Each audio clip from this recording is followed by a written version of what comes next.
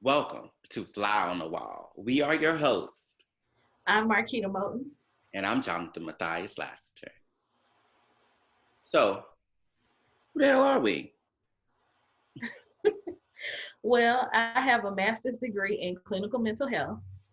More so, I have a penchant for spiritual growth and awareness and doing energy work, tarot reading. So I'm kind of like a Southern girl mixture of a little bit of everything. And basically, the girl that helps you get your life together. She's the one I go to when I need to get my life together. So, Pretty much. yeah, that's her. That's her. Mhm. I am a licensed clinical psychologist and professor, award-winning author. As my mama said, if you don't toot your own horn, who will? So, Right. but more importantly than that, I'm a person that really cares about our people, Black people, and who is really here for our liberation via mental health. So we just wanted to get on here and talk about the things that we talk about because Keita, as I call her, because we go way back and way back from the college days. We have these conversations all the time where we'll just be on the phone and we'll go from talking about a dumb reality show on OWN or VH1 to talking about revelation that Spirit gave us to talking about the creation of the Caucasoid race, to the manifestation of the genius of the Egyptians, back to a twerk contest we saw on Instagram. And in all of that, we realize it is nothing short of genius. And so we decided, hey, why not allow you all to be flies on the wall? So this is Fly on the Wall, where you get to be in on our conversations and hopefully get something from it, if nothing else, entertain, but hopefully some nuggets of wisdom to love yourself a little bit better, to love Black people a little bit stronger, and to move through this world a little bit easier. So, Yeah. what are we talking Take about what you today? can and leave the rest. Say it again. I said, take what you can and leave the rest. That's right. That's right. That's the motto for life, right? hmm So, what are we talking about today, Keita? Well, I know we discussed touching back on the conversation we had a few days ago about allowing the vision we have for our future to pull us forward while also remaining in the present but not getting caught up in the emotionality of the present because technically the present is old news. It's already created. And it's important to remain focused, at least in our opinion, Mm-hmm. on where you're going. Mm-hmm. Yeah, and then I remember when you said that, I was thinking like the the more I grow, like as a person, as a spirit in motion, the less I'm concerned about the present moment or getting caught up in the present moment. On one hand, I recognize the importance of being able to sit in the present moment, right? And like be with your emotions and experience the fullness and the beauty of the present moment. But at the same time, I'm not hyper focused on it. And I think been seeing that a lot in my patients. Prior to the pandemic, but definitely during the pandemic, right? That like Absolutely. people are like so concerned about like, oh my God, am I doing this right? Am I thinking about this right? What will happen in the future if I do this right now? It's like they just get so focused either on the present moment where it causes anxiety, or they try to avoid the present moment altogether, and hmm they get and so they distract themselves, but then they're distracting themselves with things that exacerbates the present moment, right? Like the headlines and the social media, the heavily curated social medias, Yes. folks, right? Um, and so, but part of me feels kind of bad because I was on a Zoom call the other day with some colleagues, and everyone was talking about like their challenges and the things that are going well. And folks were like, oh, yeah, I'm stuck in the house and this and that and this challenge and that challenge. And I was just like, I mean, not to say that I don't have any challenges, but like, I'm so attuned to like the spirit work. And for me, it hasn't stopped just because I'm Mhm. in the house, right? So, like, yeah, the present moment may be I'm in the house, but like I was doing the work of spirit, which for me is focused on mental health before. Mhm. I'm still doing it now. I'm still doing my writing, which is the way in which, one of the tools spirit has given me to influence spirit mental health. And I'm going to be doing it afterwards. So, people are like, oh, I'm like, sorry, I can't relate. Mhm. Yeah. Um, I agree. I have not really been struggling with this quarantine situation at all. I have empathy for those that are because I know some people have anxiety about being in their own home. Mhm. I'm not one of those people. But what I have been doing with my time is doing what you said, spirit work. And for me, spirit work includes um, taking the time to connect to spirit in the ways that I connect to spirit. So some people do that through prayer, some people meditate, some people walk outside and appreciate nature, whatever, sit in the backyard or whatever. But what I have been doing is focusing on the ideas that have flowed to me in the past that I haven't done anything with Mhm. and started mapping them out because I try to look at everything as an opportunity and I think there is a greater purpose than what we're seeing. So yes, there is the intent to stay safe. That's one purpose for the quarantine. But also on a greater scale, on a larger scale, what is the spiritual purpose of this quarantine? Mhm. And so to kind of delve into that, I thought about what's happening. So, what's actually happening is you're having the opportunity to spend more time with yourself. Which is really And hard for a lot of folks. it is, Mhm. it is. Mhm. And that could be driving some of the anxiety, Oh some yeah. of the depression that people are having because you have no choice but to hold a mirror to yourself during this time. And I think that that's wonderful. I think people spend way too much time focused outside of themselves Yep. instead of inside. And a lot of people look to external factors to help them Mhm. overcome internal challenges. And that's not the way you do it. Right. Um, so I think a lot of people are like really uncomfortable spending absolutely. time with themselves. And like it's shocking. Yeah. Like, and it's like, and what I'm finding through my clinical work is not just that people are uncomfortable spending time with themselves, but people don't know who they are. And I Yeah. think that's like, it's like, okay, so here I am, I'm in the house, I don't have all these things to distract me as I did before, but Mm-hmm. what do I have? And it's just like, I'm supposed to be myself, but like, who is that? Mm-hmm. And I think early on in my life, I spent a lot of time understanding who I was, partly out of my own depression. so, so I was focusing a lot internally, but that did allow me to get to understand who I am, and move through that. So I don't have a problem being with myself, right? But I think a lot of people either one don't know who they are because they haven't taken that time to really get to know who they are at the core up under all the layers of stuff they have to put on to deal with the world, or two, they really don't like who they are. Mm-hmm. Well, maybe as part of this conversation that we're holding, we could include some suggestions to help people start their journey of self awareness. So then, when you all do seek therapy, you'll have something to actually take to therapy with you to kind of start with. I think that you made a good point of the fact that you are where you are because of your journey.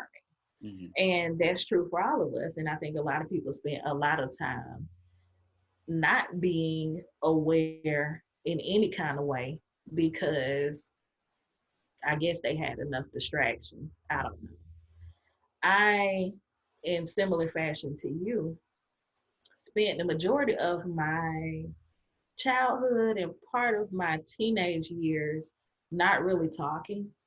And the reason for that was I was always concerned that if I was honest with someone, that their feelings might be hurt or they might misinterpret what I was saying or something like that. And so I inhibited myself a lot. You was like Maya Angelou. You know, well, by the case where it sings, when Maya Angelou Yes. stopped. Stop talking. Exactly. But also during my process of not talking, that's when I became an excellent writer. And so expressing myself in written language became super easy for me. And that actually helped me get to the point where I could express myself verbally. And it helped me to boost my self confidence as well. And now I say what I have to say, and that's it. You And know, people can take it or leave it. right. Right. So that's been really helpful for me. You're so silly. Yes, Big. I know why the cage bird sings. Yes, honey.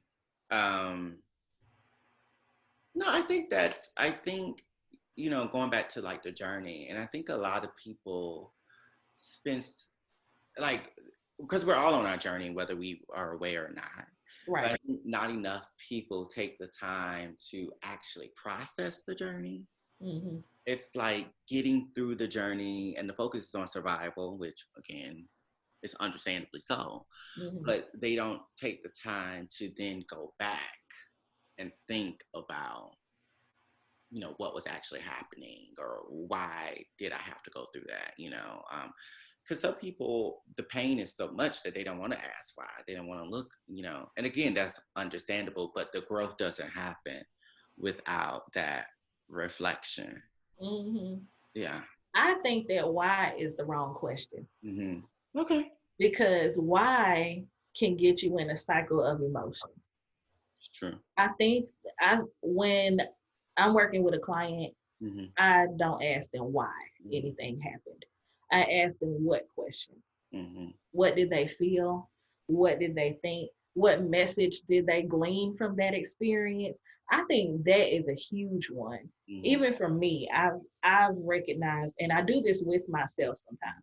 If I find myself harping on one particular incident or one particular subject or whatever, and it's pissing me off, right? It's keeping me awake at night. uh, So after I get through all of that and come back to my senses and be like, girl, why are you not asleep? uh, So roommate. right. So when I finish, when I'm able to break the cycle of rumination that I'm engaging in at the time, I ask myself, what is it that's bothering me about this particular incident?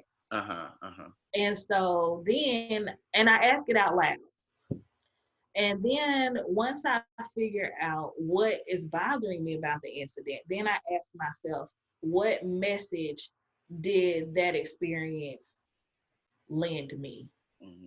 Because I feel like it's the message that most people hang on to. Hmm. Whether that message boils down to you're not worthy enough, you don't deserve the good things that are happening in your life.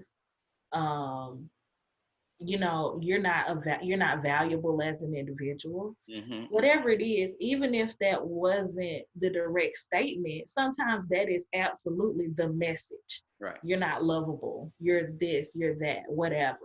And so then once I'm able to ascertain the message I received, then I can say, that's not true.